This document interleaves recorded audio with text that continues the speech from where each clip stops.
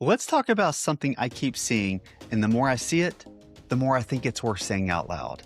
And that is, when I scroll through MSP groups on Facebook, I see the same types of questions over and over again. Things like, what's the cheapest RMM? Anyone know a low-cost backup solution? Or looking for something inexpensive with no minimums? And every time I see it, I pause. Not because cost doesn't matter. People are not wrong for wanting to be smart about expenses.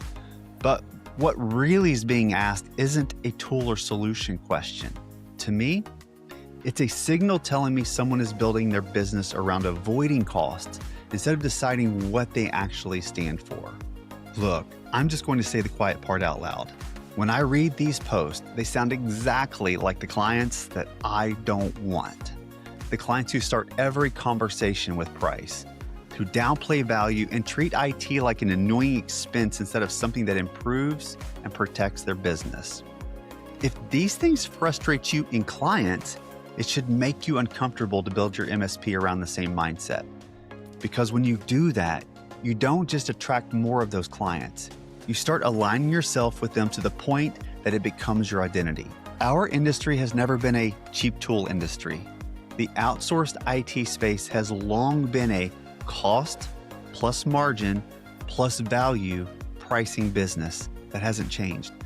Your tools aren't just expenses though. They quietly define what you're capable of delivering, outcomes you can stand behind, the pricing you can defend, and the kinds of clients who will take you seriously. When you start with cheap, you don't just save money for your clients. You cut your own throat in the process by limiting your ability to grow in a healthy manner. And nowhere does this get any more dangerous than security. Cheap security is a fool's errand. Security isn't something you buy once and forget it. It's something you maintain, evolve, and ultimately own when something goes wrong. And when something does go wrong, nobody cares that the tool is affordable.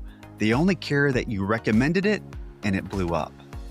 This is usually where MSPs tell themselves a story that makes them feel safe. They say something like, my clients want cheap. Come on. You know that's not what's happening here.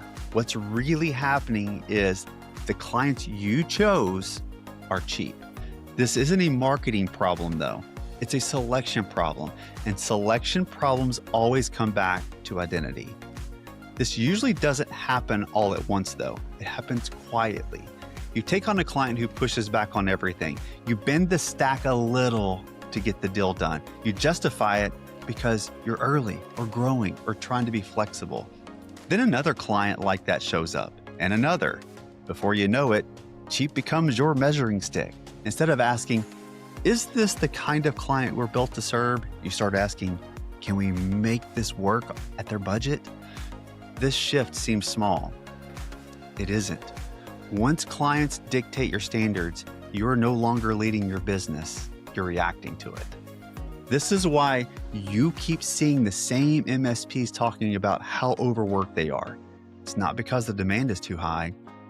Cheap decisions compound. Cheap tools create friction. Friction creates tickets. Tickets create stress, and stress creates burnout. But instead of stepping back and questioning the foundation, people go looking for another cheap tool to solve the problem.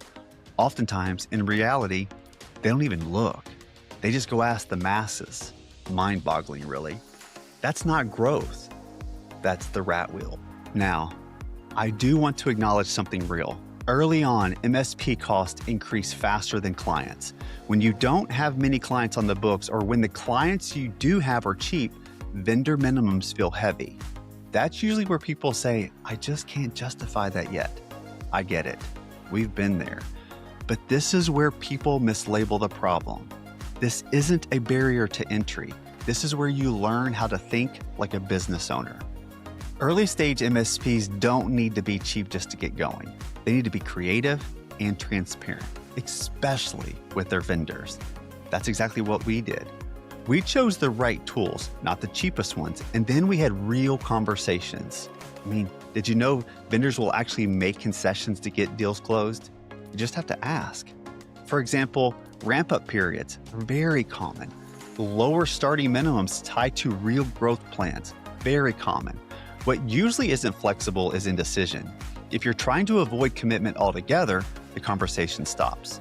But if you're building something intentional and you can articulate that, you can often find more flexibility than you actually expected. This also forces a healthier behavior. You start having real conversations with clients earlier than you're comfortable with. You say, these tools are coming. This is where our stack is headed. This is how we protect your business. This is how we make your company more efficient. You stop treating tools like an internal problem and start treating it like part of the value ecosystem you deliver. The right clients understand. The wrong ones show you who they are early, which saves you a whole lot of pain later. But here's the part that absolutely has to be said. Once you bring these tools in, you must charge appropriately. There's no version of this where you add better tools, keep the same pricing, and somehow things work out. They won't. If you haven't already, go back and listen to the episode, Why Your MSP Pricing Sucks and What to Do About It, because this is exactly where MSPs get stuck themselves. Adding the right tools without fixing pricing doesn't make you more professional. It makes you more stressed and worse, broke and unable to grow. If your margins are right, new tools don't feel like a burden. They feel like inventory.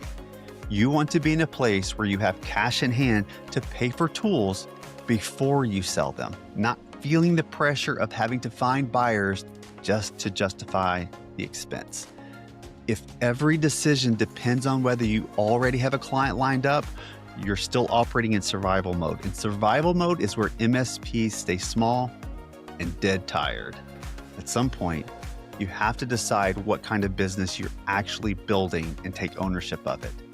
Not based on what clients ask for, not based on what Facebook groups recommend. If you don't decide internally, someone else will. And most of the time, it's the clients who care the least about value. Check out my other video, The Identity Crisis of Most MSPs, and what to do about that for more. This really isn't about burnout though. Burnout is just a symptom people notice first. What's actually wearing most MSPs down is living in constant contradiction, saying they care about quality and security and outcomes, while building a business around cheap decisions, thin margins, and clients who fight them at every turn. That's exhausting. Not because the work is hard, but because the business is fighting against itself.